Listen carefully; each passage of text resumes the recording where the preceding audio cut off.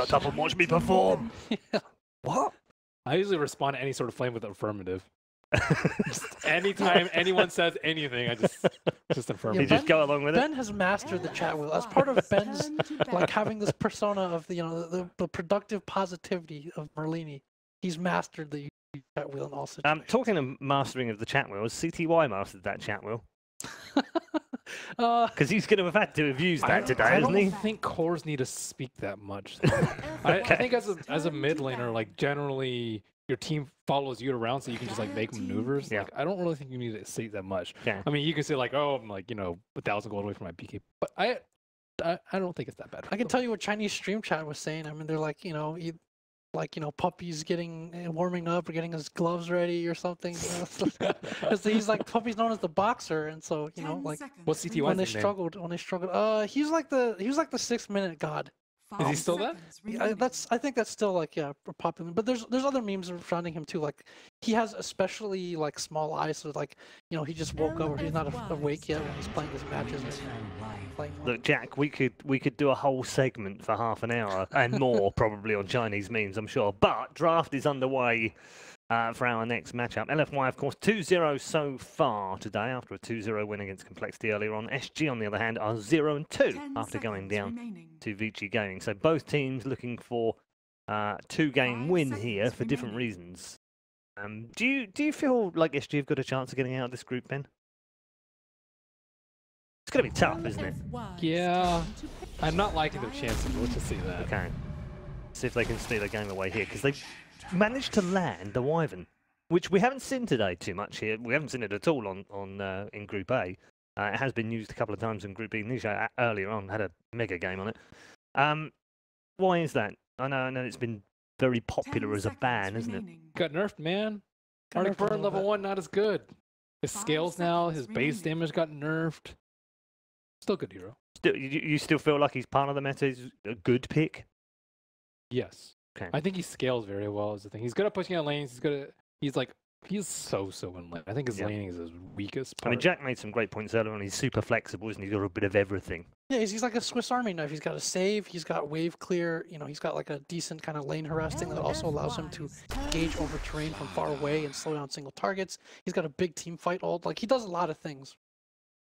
Likewise, we haven't seen an awful lot of AA recently either. And that seems to have fallen out of favour because it had started rising up the meta of the pro game, hadn't it? Yeah, and especially for LFY, I mean, they picked this hero quite a bit. I think like back in the summer, like late spring, early summer, they were picking this team more than anyone else when they were running CK as well. And also like a good counter to some of the heroes that they normally like to play, something like a Death Prophet. Like when an AA is picked, usually you kind of discourage the other team from picking almost like the entire pool of kind of healers or sustain. So whether it's Necro or anything else like that, it's just kind of a deterrent. But you look at the bans this game. I mean, SG banned Wyvern both games against G in the first series, let it through and taken it themselves this time. Kind of respect bans on both sides. Like LFY didn't want to do Bounty Hunter as well. So I love this combo as Slayer on Wyvern for a few reasons. Firstly, the amp post curse is really good. Secondly, want to build BKB, but you also don't. If you don't build BKB, you're going to get stunned and you're going to get Arctic Burn and Splinter Shards. It's all like really difficult to deal with. But at the same time, if you build BKB, you're going to have huge issues dealing with 2 BKB bursting ult. And yeah, it's just not that great to play against. But they're both not great in lane. That is the one down. 10 seconds A good remaining. balance off, I guess. For LFY, by the way, it's DDC's most picked hero in the last 3 months. It's unusual, isn't it, for a 5 or a 4? It's good for those team fighting teams. There's some that just like always go for the team fight. I think like LGD.Forever is, and we saw Vici last game. Like these two teams just love team fight all the time. So that's when you really want these sort of heroes for your 4 and 5, as opposed to like Bane, let's say, who's way more for link.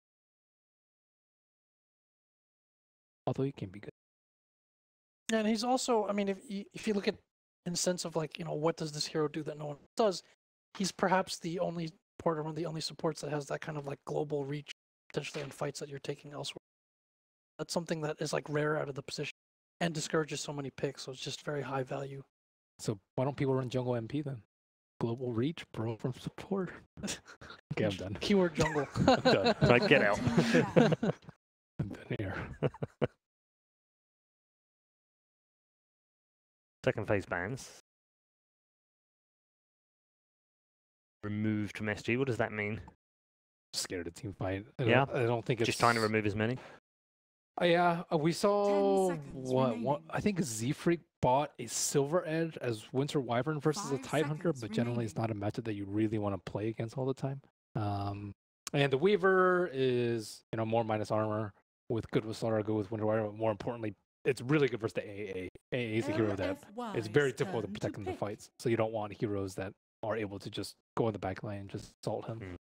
Well, to Ben's point as well, like if you're talking about being able to zone who the offlaner is, the SG Esports duo picked up not maybe the best in lane in terms of being able to zone people. So if you have a Tide Hunter who gets up in 10 your carry's seconds face, if you have a remaining. Bat Rider who can actually just run over and kill you, those are things you not want to deal 5 seconds Safely. remaining.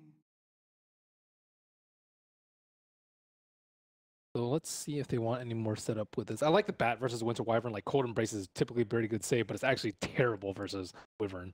Or, Wyvern's actually terrible versus the Bat Rider. Yeah. The Glasso is just way too good.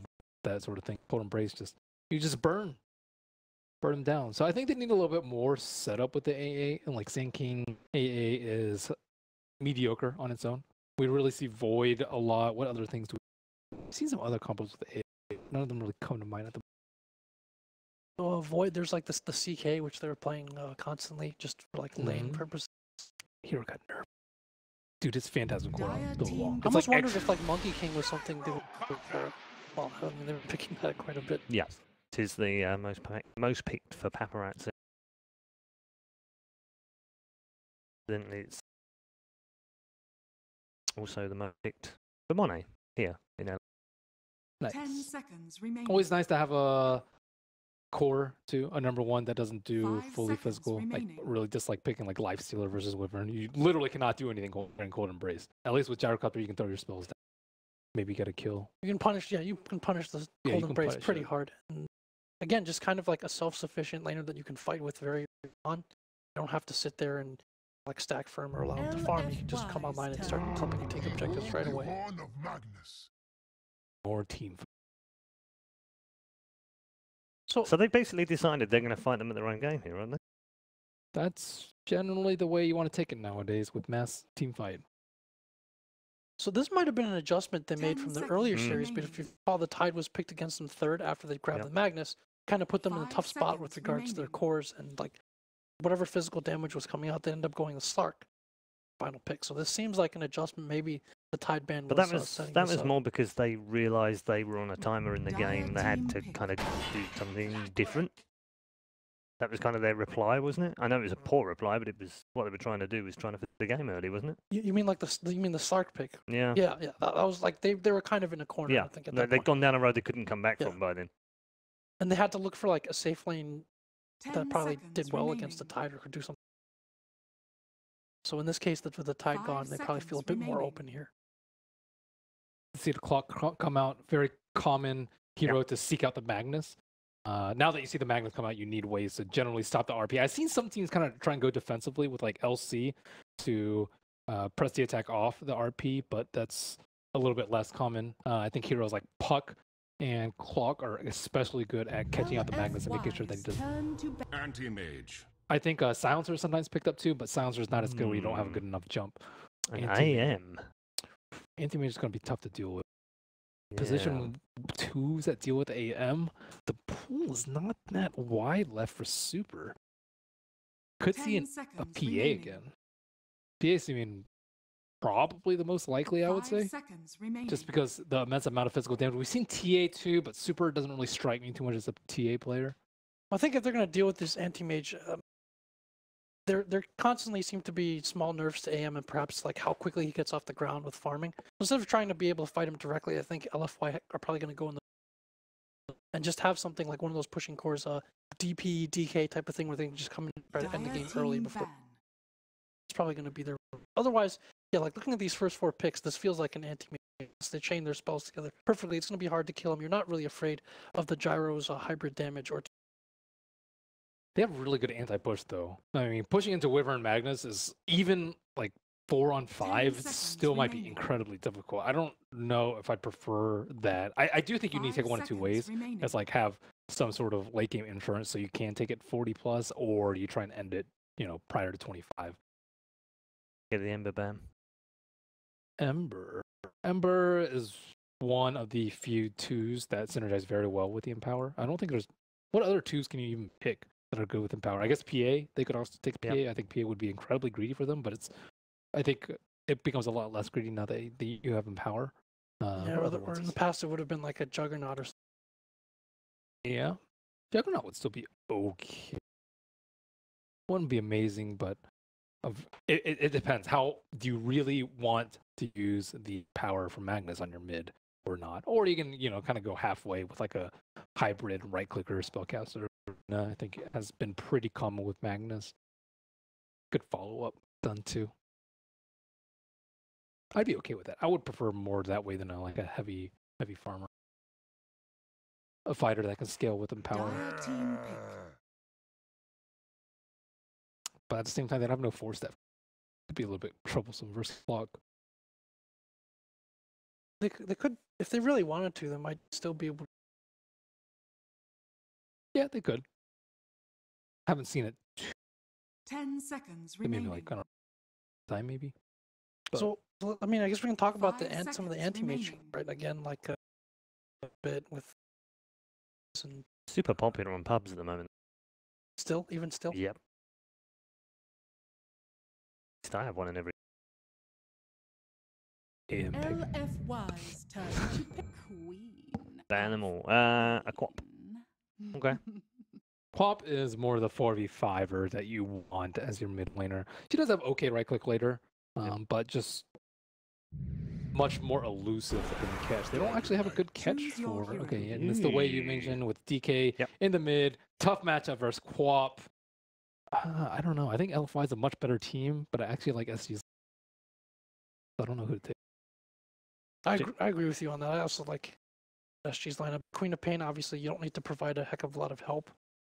You're self-sufficient as well, but I don't know. Like we talked about this earlier. Like I feel like SG put themselves in a bit of a corner where they had to like end the game by a certain time. It feels like LFY is doing that here, and I don't know if the skill gap is big enough to really make up for that. It's like it seems like a pretty tough game for them. What is Gyro right? No, I'm putting SG down for their first win of the Perfect World Masters in this game. Oh, I'll also go with SG. I also don't know how big the AM nerfs were because I haven't actually seen them too much post. 10 seconds remaining. So I haven't played at all in pro games, I don't think. Maybe a couple of qualifiers in the last couple of days, but other than that, no LAN games for sure. So hard to tell. Hard to tell. So which way are you going? We're going both SG. We're both going SG. Really? Like it. NA, kind of. Well, sort of SA, but Americas at least. I know that much.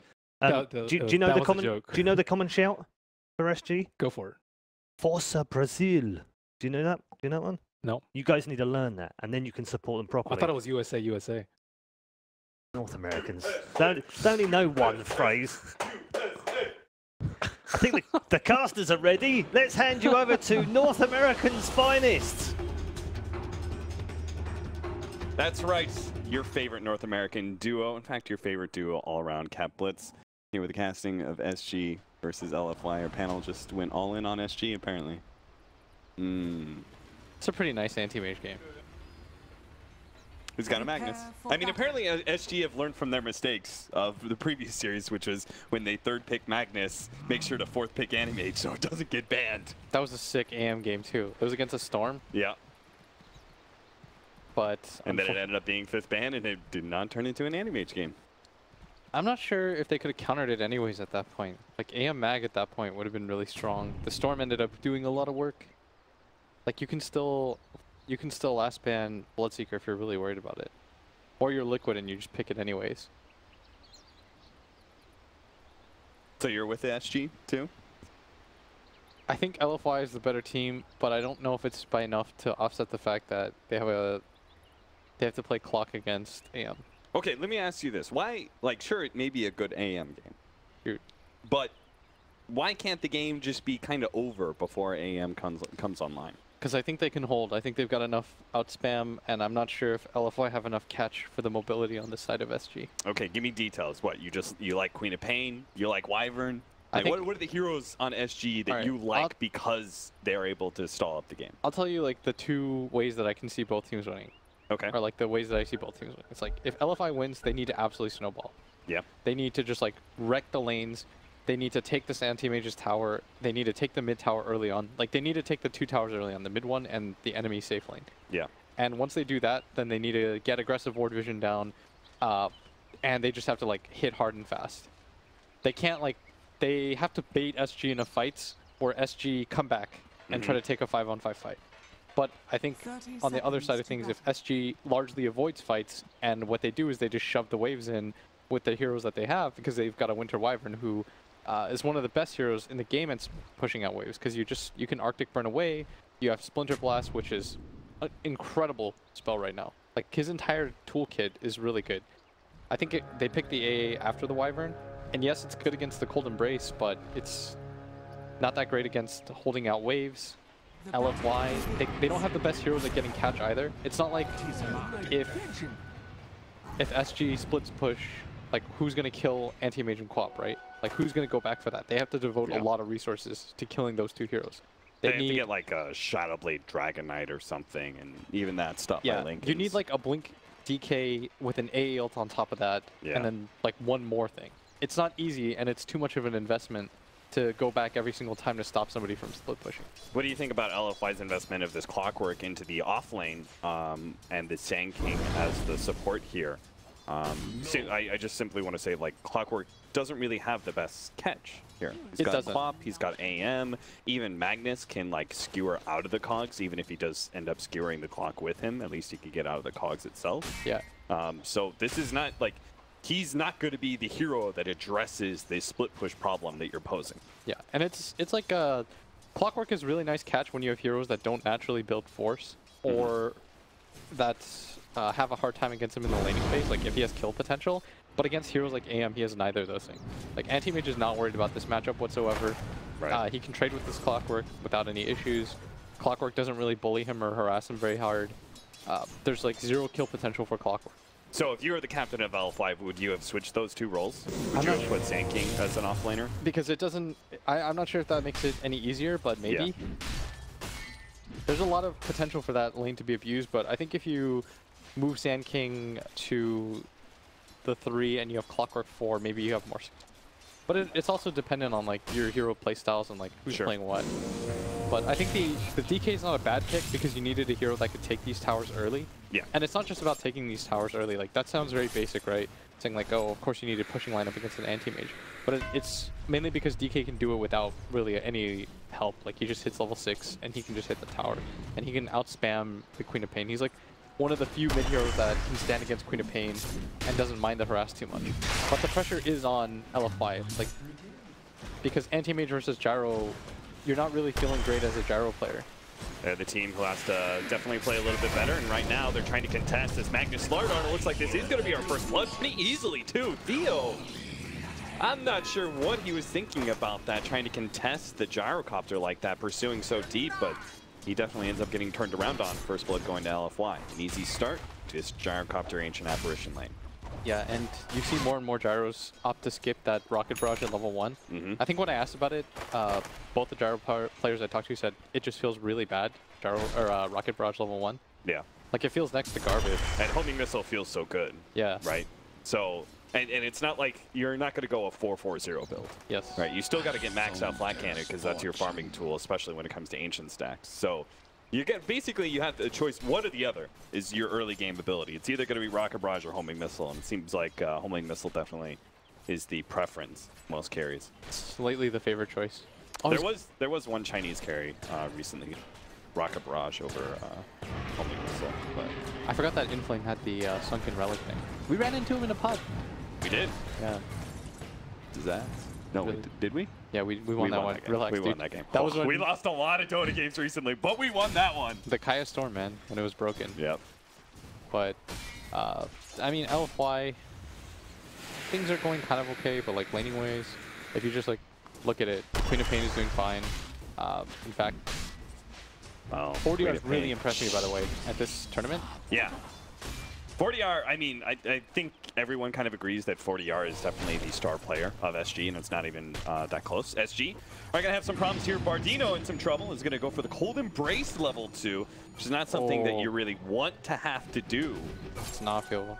And Afu, damage done. TP's back to base, and we'll reset his roaming. We'll see where he heads to on his nighttime rotation. Yeah. But not a really good feeling as a Winter Wyvern player. Oftentimes, by the way, in our cast guys, by the way, we'll say something like, it feels good or bad. And it's because, like, there's no real...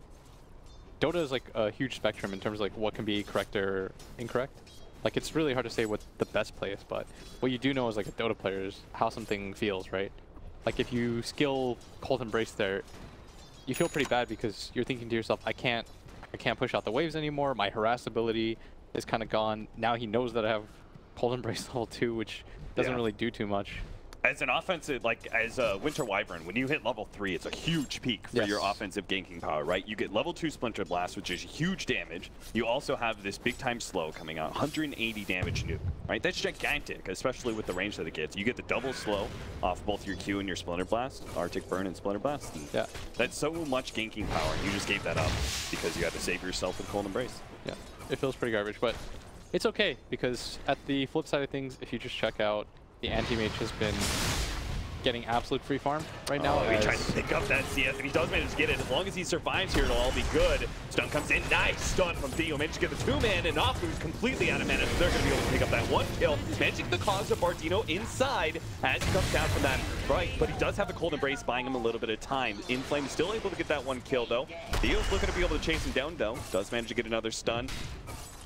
Trying to burn out a little bit of extra mana. Are they going to chase him all the way here? Theo Liqueur does have another stun coming up, but with no mana left on Inflame, the Anti-Mage just doesn't really do any damage. Plus the Phase Boots would allow him to have that moon speed advantage. Pops the Mango and turns onto Costabile, but Afu, not sure what that Burrow Strike was, but it completely missed. So maybe if he hits that, but even then it's a little bit optimistic. Yeah. The Anti-Mage about to have Link Up again. Didn't really burn enough mana for that, but decent-ish trade for SG. I think they're pretty happy with that in any case, just because their anti-mage, you know, he picks up some XP, gets some gold, and he's the true reason they're gonna win or lose.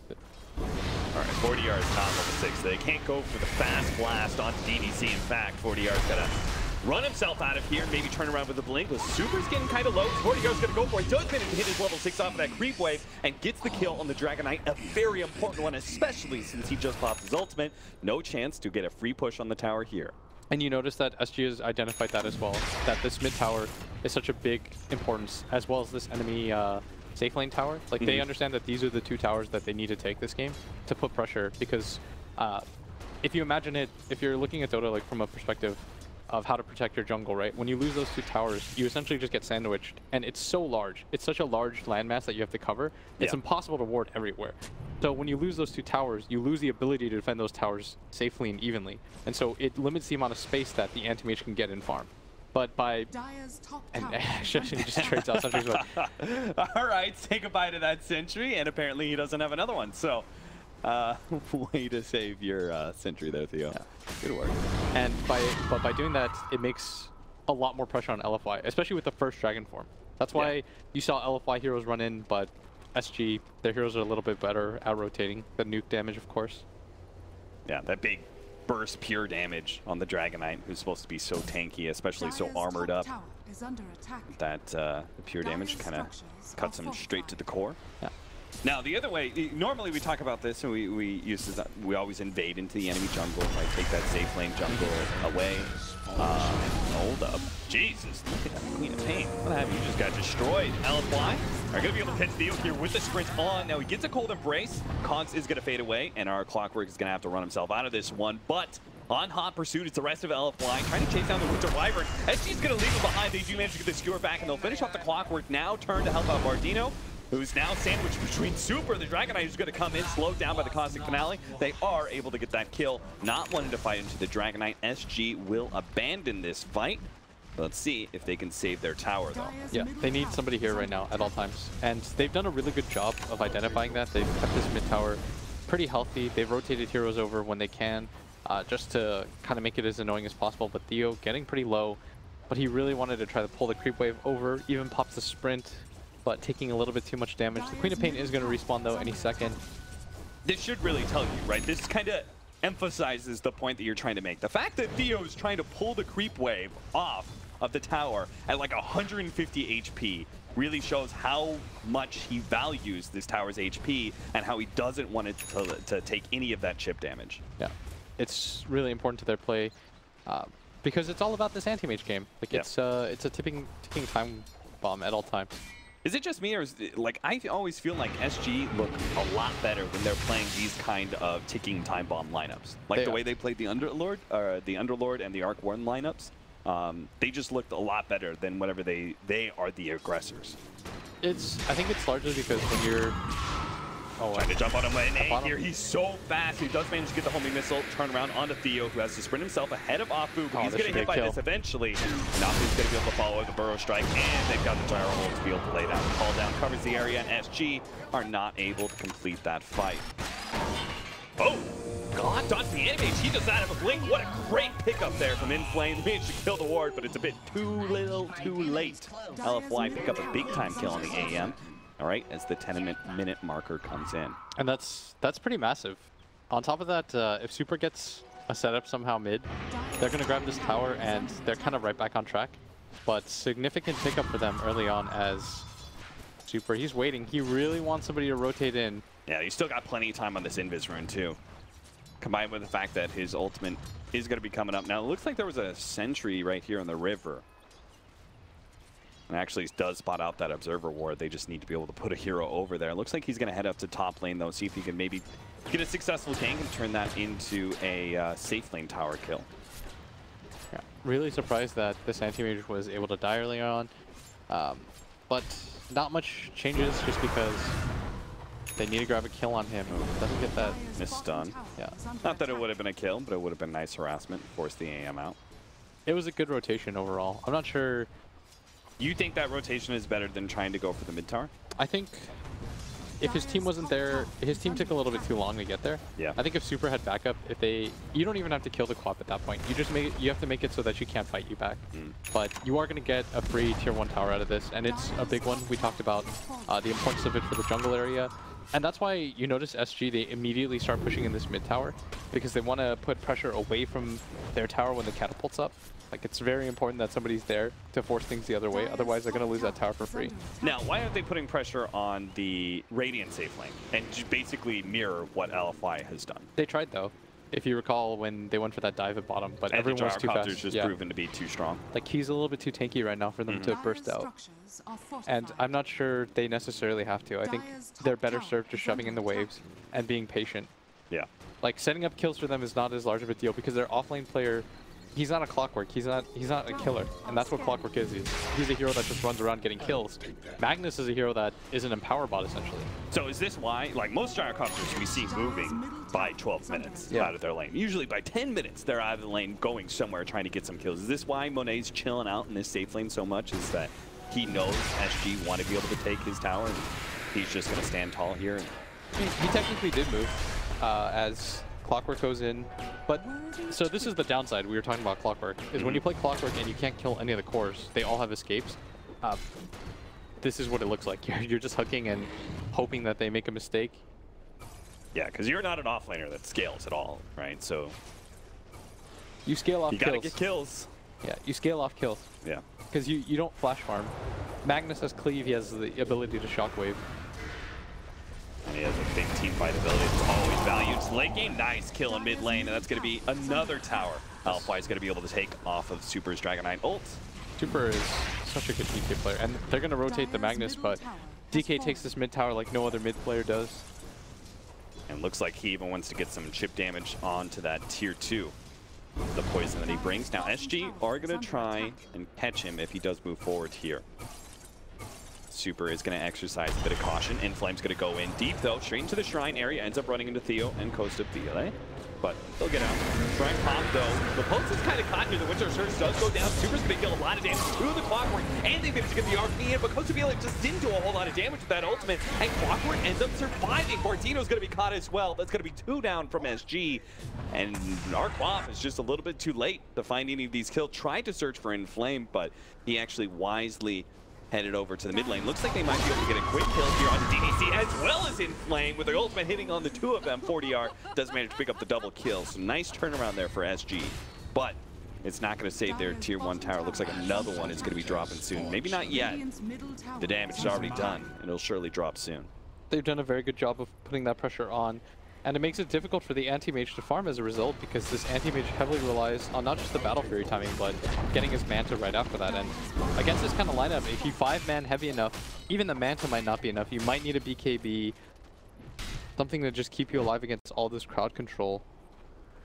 Is this the pace that is expected from LFY? Do you think that, like, above average, below average, or average, right? Is above LFY, average. They're performing above average right now when it comes to objective taping. Why is that? Super has been an absolute monster in these rotations. Like, the first Dragon Knight form, it was very good of SG, but the second and third one, the subsequent ones, he's done a very good job of leading his team around. And that's something that heavily relies on the mid laner being able to call, because these movements are largely independent. You have to just be able to read those. And that's why they value his DK even when it's not necessarily a meta hero, because Super understands the hero so well. Like, he understands, I need to move here because I'm playing against this. So like, he's just like thinking about map rotations. He's knowing where the heroes are that can stop them and where they're not. That's why, like, these big cooldown ultimates that heavily rely on pushing, these Death Prophets, these Dragon Knights are the heroes that Super excels on. Because he understands, like, this is a big cooldown, I need to make this count, where do I go?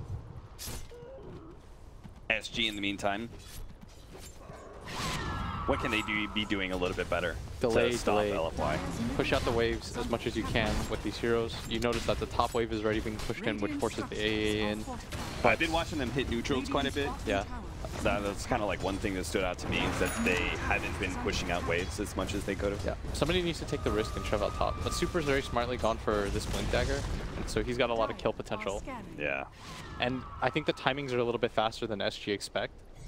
Like, this Dragon Knight is stronger than they anticipated, and so... This is a successful dire scan onto Inflame. They know he's here. They're going to go for this kill. See if they can get it real quickly. Hookshot into Lightning and the Kar's pushback. Winter's Curse goes down. Oh, no. A complete whip there. 40R ends up throwing it onto the Invincible Clockwork. They still get that kill, but now they may not have the damage anymore. Nice RP RP. comes in, though. Do they have the AoE to be able to finish this off? Super so tanky, but with the amplified damage, the right clicks, maybe they can get a little bit of extra magic damage, and 40R does it. Martino goes down from Monet, but with Monet, he does have the backup of Bafu, able to come in and get the Anti-Mage just in time with a Burrow Strike Epicenter.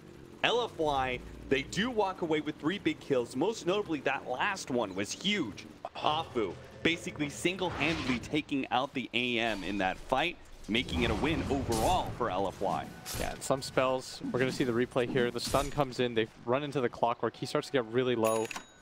Very nice Winter's Curse. It does force the death, but at the same time, a lot of spells do miss as a result of the Queen of Pain expended. Can't help but thinking if 40R hadn't thrown that Sonic Wave and used it on the RP right there. Uses it in there, everyone dies. Yeah. And they don't have to commit so hard positioning-wise, because this Anti-Mage now comes back in, and it's just an awkward fight for them. What an unfortunate time for him to come back into right as SK is finished channeling in his Epicenter. He's like, and goes in for the Burrow Strike. He probably just wanted to, like, yeah, he wanted to go for a Plop. Ends up finding something else. They do manage to get the Orchid onto the Clockwork here, slowing him down. They're going to try and go for that kill, and maybe Afu as well. He does have a Burrow Strike plus a Blink coming up. Burrow in, Blink away. See if he's far enough out, though. They're still going to be able to catch him. It looks like, look, Theo's just run so fast in the river. All right. This guy's out of control. Super is going to be able to catch him with the stun, though. Cold Embrace buys him some time. Maybe it'll be good. DDC is going to go for the stun on top of that one, but he runs out so quickly. Monet, he's also there. Super did manage to finish him up with the one last auto attack. 14-9. 4,000 gold lead right now by LFY, but SG are beginning to contest LFY a little bit better. Winning, or at least trading in some of these fights. And it is buying AM the time he desperately needs. Yeah, and that core matchup is always going to be beneficial for this anti-mage. Like, he's always going to feel as though he can fight the gyrocopter when he comes to the 6-on-6 line. this is only step 1 of the process, right? Taking some of these outer towers. Step 2 is got to be like, you know, taking Roshan. Step 3 is going high ground, which is going to be really difficult against a Magnus in particular, who has that both the RP and the skewer, a team fight ability and some sort of displacement ability to be able to pull enemy heroes onto the dangerous high ground area. That's going to be one of the harder steps to take. So LFY, they are not free and clear by any means of the imagination. Yeah, and the big thing too is like this anti-mage, he comes in like tiers. It's the first one is the Battle Fury. Once he gets the Battle Fury, then you're on a different kind of clock. Because then you're on the clock for when he gets smoke pops. Monet is fast enough to be able to get away in SG. Not sure if they want to take this fight. Bardino's going to slow down some heroes. Here comes the Ice Blast. Oh, and it's going to stun. Very Great nice jump in. stun. But the Cold Break is coming in. The Mexican is just enough to be able to finish him off to get the Orchid. On the Sand King preventing his ultimate. Another on the Sonic. Wait, 40R. Oh, no, he's going to get Burrow struck up with the Quagmire battery installed. The Illicorn is going to be caught as well. Super is on point right now with these blinks. Managed to lock down the AM to start the fight and managed to catch the Slaughter to end the fight as well. And there was just a little bit of hesitation there from SG. They weren't really sure. Their smoke breaks. Like, do we engage here? And they just decided a little bit too late. It was one of those like freeze frame moments, I think, where LFI weren't really anticipating it either. Yeah. And SG wasn't expecting to find them. Oh no, now they've caught the Magnus. I set this all up to say Magnus is the high ground defender, but with his team gone and him being picked off, LFY are going to take the tier 3 and probably the full laner Frax. Right as the 20-minute marker comes in, this game just got so bad for SG. Yeah, and they weren't able to use these heroes that spam out very well to their advantage. I mean, now comes the Winter Wyvern, but nobody seems to really care. Everyone's quite strong on the side of LFY. Everyone has raindrops, and we see right here. So they run into each other. They're not really sure, and they're like hemming and hawing, but this moment's hesitation just costs way too much. At this point, if they had just gotten out, they back up. That's fine. It's a wasted smoke. But look at the bottom wave. If the anti-mage just goes down there, shoves it in, the top wave the Queen of Pain takes, then it's very hard for LFY to simply just go down mid. You can't force Dota like that. But instead, they go for the smoke. They were hoping to maybe just run into 1 or 2 people, reset things a little. Barely managed to get an Ancient Apparition kill right before Afu comes in. Yeah, still a good amount of gold. I mean, it's 10K. That was a very free. It's an AA worth 435 gold. That's concerning if you're SG. Still, SG, they're going to get a BKB on the Queen of Pain. The same thing exists. It's just become more difficult now to do because now you pretty much have to worry about this mid wave. And any sort of trade benefits the side of LFY now. Before in the past, it's like, if you 5-man and they split you, they could potentially pressure 2 sides. But now that you always have this mid wave shoving in, it makes it more difficult. I feel like, in a way, the clock that we're talking about, when we're talking about AM and like, oh, okay, you gotta do something about this game. Whenever you take a big objective, like say in this case, the lane of Rags, I always feel like the clock resets. Or at least it dials back a little bit. And you now have a lot more time to be able to kind of work with if you're LFY. Like now there's no need of like, oh guys, we gotta finish up this game real quick. We've already taken 1 lane of Rax. Yeah. You take 2 and it's pretty much like single-minded game from there. Normally the downside of like taking Roshan against the lineup with AM is just affords like even more time where you get split push. And as soon as you take Roshan, you have to shove out the lane that the anti-mage shoved in. But when you take this mid Rax, when you skip the order of operations, when you go from having to take Roshan into going for this like YOLO high ground, and now you've already taken the Rax, and now you can go for this Rosh. It makes things a lot easier. Job. They've got blinks though. Where's Afu going? Maybe cut Theo off somehow with a blink, but gives up on that chase pretty quick. Monet with his haste rune thinks he can catch somebody. Man, Spirit Vessel's incredible. Like, the amount of heal that he took away, that was a lot of damage on the Sardar. Gonna be particularly good against the Wyvern. They've got Ice Blast and Spirit Vessel. Very nice trap. Big kill. SG set that one up. Have to blow the RP for it, and Super is still living a decent amount of time here. Surely they're going to be able to get the kill though with a blink forward. And one final finish off from 40R. They get to catch anything else though. 40R is going to be chased down here by the homing missile. And Flame looking to be able to catch up. Hook shot up, not for another 7 seconds. But Theo does have to run interference here for the Queen of Pain. See if he can get the blink dagger off. Does get it off in Flame. Gets the hook shot. Nice shot. Managed to see, I think he saw the homing missile and kind of where it was going. And was He had just a ward like too. Going in straight. Oh, he's got a ward. Well, that makes it all easy. He had a ward right there. I'm sorry to burst that bubble. You saw it the entire time, man. So pretty much no hope for our If you Queen of miss a Fame. hook on a standing still target, you didn't really have to. Inflame, what a god. You thought he was doing some like Hits the hook on a complicated. standstill target under ward vision. That was not that difficult. I love pro plays as much as possible, but I'm imagining in my head, like, you know, that meme, the trajectory Yeah, and all yeah, the math, and like the homing missiles going in this direction, the hook shot angle. No, it's just a ward. he saw him the entire time. It was impossible to miss. Oh man, LFY, they really kick things up a notch. They have 24 minutes in, 8,000 gold lead, 1 lane of racks. They've got ages still. And SG are just pretty much terrified of any heroes. As you can see, Inflame shows himself, managed to get a hook shot. Lands on it too. Theo's going to be caught inside the Cox here. He's going to go for this kill with the Ice Blast. It looks like he might be able to get it though. He went in spin, and now it's going to be saved by the Cold Embrace. Bardino trying to get out, but it's going to be Battery Assault to finish him off. Plus the Ice Blast and the damage over time does manage to finish off that Slardar. So they catch those two supports and are able to focus on just taking that top tower, push for the high ground. Even with all the objectives out of the way and the Roshan and the racks, the anti-mage has closed the gap between him and the DK, but as a result of all those things, this Gyrocopter Monet has had so much farm. He also went in and stole a lot of the ancient stacks that were created for the anti-mage, and you can do that when you invade so many of those towers. Look how far he is. He's got a butterfly. Yeah, this is Like, I don't know. very early butterfly. At 25 minutes in, this is an absurd amount of farm. Remember, this guy doesn't have something like that cleave or the empower. All he has is his cooldown flash. But he's still doing it. Isn't that equivalent of range cleave though? It pretty much is.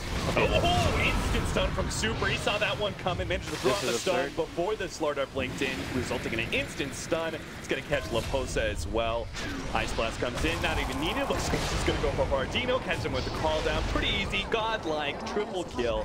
Monet is just showing off at this point, exerting his presence over SG and the control they have over Catches the him with the base. stun. Queen of Pain, going to be bumped back by the Cogs, pop the BKB just in time.